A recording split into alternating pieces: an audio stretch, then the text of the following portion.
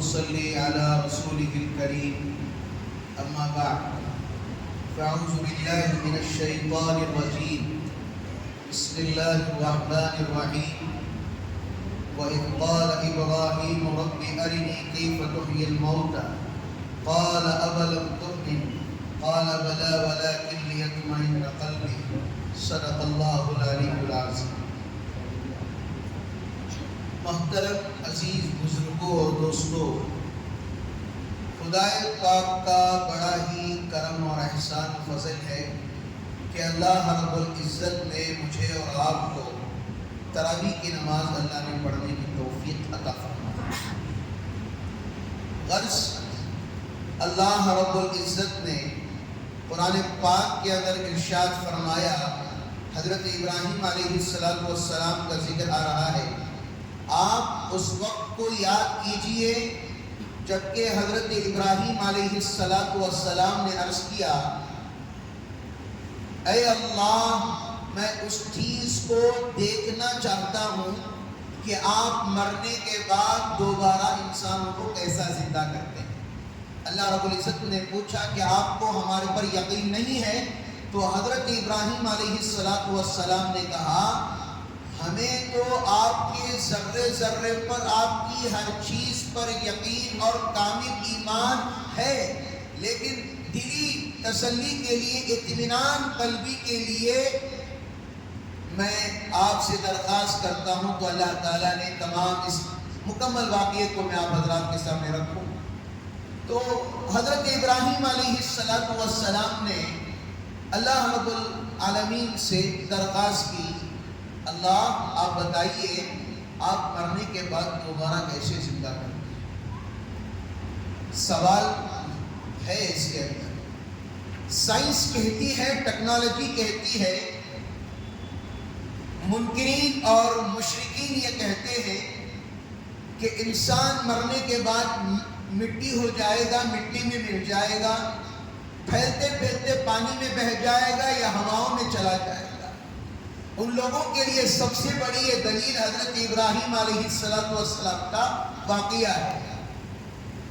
حضرت ابراہیم علیہ السلام نے جب اللہ رب العزت سے پوچھا تو اللہ تعالیٰ نے کہا، کسی بھی 4 جانوروں کو لے لو۔ اس میں لکھا ہے کالے کوے کو لیا، سبز کبوتر کو لیا، اور اس کے اندر سرخ رنگ کا مرغ بھی تھا۔ 4 قسم کے جانور تھے، پرندے تھے۔ کہا کہ ان پرندوں کو کاٹو، ذبح کرو، ان کے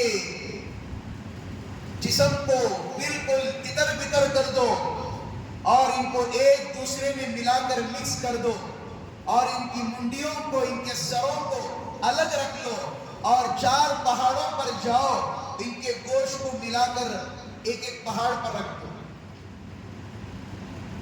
اور اس کے بعد تم ایک ایک پرندے کا نام لے کر بلاؤ تو دیکھو وہ پرندہ آئے گا۔ کتابوں کے اندر لکھا ہے، حضرت حسن رضی اللہ تعالیٰ کہتے ہیں حضرت ابراہیم علیہ السلام نے پکارا، ایک ایک جانور کا نام لے کر پکارنا شروع کیا۔ وہ دیکھتے ہیں اپنی آنکھوں سے جانور کی ہڈیاں کبھی وہ پہاڑ سے جڑ رہی ہیں، کبھی گوشت جڑ رہا ہے، کبھی خون کے قطرے یہاں وہاں سے جڑ رہے ہیں۔ جڑتے جڑتے جڑتے وہ آ گیا، لیکن اس کا سر کس کے پاس ہے؟ حضرت ابراہیم علیہ السلام کے پاس ہے۔ جب سر دینے کا موقع آیا، حضرت ابراہیم علیہ السلام نے کسی کو اور کا سر دیا تو اس جانور نے اس کے سر کو قبول نہیں کیا۔ یہ اللہ کی قدرت ہے۔ یہ سائنسدانوں کے لیے آج کل یہ سب سے بڑی دلیل ہے، مرنے کے بعد اللہ دوبارہ کیسے زندہ کریں گے، یہ واقعہ ہمارے لیے دلیل ہے۔ جیسے جانور کو کاٹ دیا گیا، اس کے گوشت کو اس کے گوشت میں ملا دیا گیا، سب کو تتر بتر کر دیا گیا، اس کے بعد اللہ کے حکم سے حضرت ابراہیم علیہ السلام نے ایک ایک جانور کو بلایا۔ جانور آتے گئے، جیسے ان کے سروں کو دے دیا گیا، وہ جانور لیا اور وہاں سے اٹھ گیا۔ اس سے بڑی دلیل ہمارے لیے کوئی نہیں ہے۔ میرے عزیزوں، میرے پیاروں، حضرت ابراہیم علیہ السلام، علامہ سیری رحمۃ اللہ علیہ کہتے ہیں یہ اس وقت بھی یہ واقعہ پیش آیا جب حضرت ابراہیم علیہ السلام نمرود کے پاس گئے تھے۔ نمرود نے کیا کہا تھا؟ آپ کو معلوم ہونا چاہیے نمرود نے کیا کہا تھا۔ تیرا خدا کیا کیا کر سکتا ہے؟ حضرت ابراہیم سے پوچھا تھا تو حضرت ابراہیم علیہ السلام نے کہا تھا میرا اللہ وہ ہے جو سورج کو نکالتا ہے اور چاند کو نکالتا ہے، اللہ موت اور حیات کا مالک ہے، اللہ ہواؤں کو چلانے والا ہے، اللہ زمین کے اندر اناج کو اگانے والا ہے، اللہ جسے چاہے زندگی دیتا ہے، اللہ جسے چاہے موت دیتا ہے، تو کیا کر سکتا ہے؟ تو جب نمرود نے کہا کہ میرے پاس بھی وہ طاقت ہے، کسی کو جیل کے اندر بند کیا تھا اس کو رہا کر دیا، اور جو رہا ہونے والا تھا جس کا کوئی قصور نہیں تھا، نارمل آدمی تھا، اس کو بلا کر اندر قید کر دیا، اسے مار دیا۔ اس نے کہا کہ میں بھی موت دے سکتا ہوں، میں بھی زندگی دے سکتا ہوں۔ تو حضرت ابراہیم علیہ السلام یہ تھے، ایک ہے علم الیقین، ایک ہے عین الیقین۔ علم الیقین تو سب کو ہوتا ہے، لیکن آنکھوں سے دیکھنے کے بعد جو یقین ہوتا ہے اس کا الگ ہی فائدہ ہے۔ سب کو علم الیقین ہونا چاہیے۔ کسی پر تہمت لگانے سے پہلے جب تک آنکھوں سے نہ دیکھو، کانوں سے نہ سنو، سنی ہوئی باتوں کو سن کر کسی پر عیب لگانا یہ بالکل غلط بات ہے۔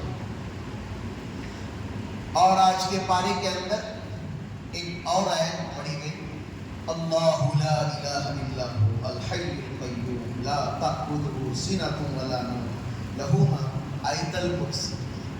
آیت الکرسی کیا ہے؟ گھر میں لگانے کی چیز ہے۔ آج کل تہدی نامہ، دعائے انس، یہ ساری چیزیں کان تو اوپننگ میں لگانا صرف لگانے کے لیے رہ گئی ہے، پڑھنے کے لیے نہیں رہ گئی۔ سورہ یاسین گھر میں لگا دینا، حروف مقطعات گھر میں لگا دینا۔ پڑھنا کون ہے؟ پڑھے گا کون؟ اب آیت الکرسی کا واقعہ سنیے۔ حضرت ابو ہریرہ رضی اللہ تعالیٰ بیان کرتے ہیں اللہ کے رسول صلی اللہ علیہ وسلم نے ایک مرتبہ رکھوالی کرنے کے لیے رات میں ایک جگہ ٹہرایا، کہا کہ رات میں اگر کوئی چور و چکا آئے تو مال کی حفاظت کرنا۔ ذرا غور سے سنیے، جب آئے رات کا وقت تھا، کوئی بوڑھی عورت آئی اور کہنے لگی مجھے بہت زیادہ تکلیف ہے، میں بہت زیادہ مصیبت میں ہوں، مجھے کچھ دے دیجیے۔ حضرت ابو ہریرہ رضی اللہ تعالیٰ نے وہ چیزیں اٹھائی کر دے دی۔ دوسرے دن دیکھا کہ چور آیا، چور آ کر کیا کرتا ہے؟ چرا کر لے کر چلے جاتا ہے۔ کہتے ہیں حضرت ابو ہریرہ رضی اللہ تعالیٰ اب میں تجھے نہیں چھوڑوں گا۔ وہ کسی طرح دوسری مرتبہ بھی پھسلا کر بہلا کر نہیں میں نہیں کروں گا، ایسا نہیں کروں گا، مجھے معاف کر دیجئے بول کر چلا جاتا۔ تیسری دفعہ جب آتا ہے تو حضرت ابو ہریرہ رضی اللہ تعالیٰ اسے پکڑ لیتے ہیں۔ تین دفعہ بھی جب اللہ کے رسول صلی اللہ علیہ وسلم کے پاس گئے تو اللہ کے رسول صلی اللہ علیہ وسلم نے کہا وہ چور نہیں، وہ کوئی اور ہے، وہ چور نہیں کوئی اور ہے، اسے پکڑو۔ جب تیسری دفعہ آیا تو اسے کس کے پکڑ لیا اور کہا کہ آج تو نہیں چھوڑوں گا، آج میرے ہاتھ میں آ گیا ہے، ہرگز نہیں چھوڑوں گا۔ وہ کہتا ہے چھوڑ دے بھائی، اللہ کا سے جانے دے، کیا رتی چیزاں ایسے پکڑ لے کر بیٹھ گئے، نہیں چھوڑوں گا بھائی، سیدھا اللہ کے رسول صلی اللہ علیہ وسلم کے دربار میں نکل گیا۔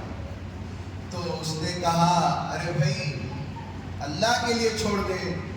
نہیں چھوڑوں گا، ہرگز نہیں چھوڑوں۔ مال کبھی بوڑھی کی شکل میں آتا ہے، کوئی اور شکل میں آتا ہے، آج چور کی شکل میں آیا چرانے کے لیے، کیا ماجرا ہے؟ اور سے سننا، آج کل صرف تعویذوں کے لیے آیت الکرسی بن گئی ہے، پڑھنے کے لیے آیت الکرسی نہیں ہے۔ کسی کے گلے میں ڈال دو، کسی کے ہاتھ میں ڈال دو، کسی کے جسم پر کیا جیب میں پاکٹ پرس میں رکھ لو، ہر مصیبت سے پڑھو آیت الکرسی۔ وہ کوئی چور کوئی اور نہیں تھا، وہ کون تھا پتہ ہے؟ وہ شیطان تھا۔ اس نے کہا اگر تم میرے سے بچنا چاہتے ہو تو آیت الکرسی پڑھو، میں 200 دور بھاگ جاؤں۔ وہ کون وظیفہ کون بتا رہا ہے؟ शैतान बता रहा है, जब हमें इस बात का इल्म है, जब आयतल कुर्सी पढ़ने से शयातीन भाग जाते हैं, तो हमारे पास एक चीज है, सिर्फ सुनना, लेकिन हमारे अंदर अमल नहीं है। मेरे अजीजों, मेरे प्यारों, आज की इन दो वाक़ियों से ये सबक हमें हासिल होता है कि इन दोनों वाक़ियों से, सबसे पहले वाक़े में सबक क्या है? मरने के बाद दोबारा क्या किया जाएगा? जिंदा किया जाएगा। अगर आंख बंद कर भी बोला जाए और आंख खोल कर भी बोला जाए, नींद में भी पूछा जाए और उजाला होने के बाद जगा कर भी पूछा जाए, हमारा यकीन क्या है? मरने के बाद दोबारा अल्लाह जिंदा करेंगे। हमारा यकीन इस पर है, हमारा ईमान इस पर है। और दूसरी बात क्या है?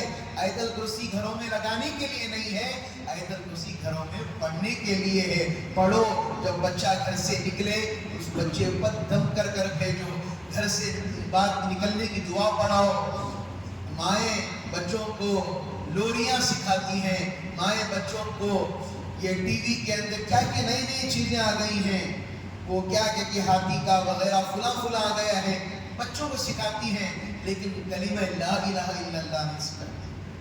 बाप बाप बोलना सिखाती है, अब्बा अब्बा बोलना सिखाती है, लेकिन अफसोस की बात ये है उसे अल्लाह बोलना नहीं सिखाते। अफसोस की बात हमारे लिए ये है। मेरे अजीज बुजुर्गों, दोस्तों, तो इसलिए हमारे घरों के अंदर कसरत से आयतल कुर्सी पढ़े, हर शयातीन भाग जाएंगे। दो सवाल आए हैं। किसी ने पूछा, क्या हजरत रोजे की हालत में कटिंग करा सकते हैं? क्या हजरत रोजे की हालत में नाखून काट सकते हैं?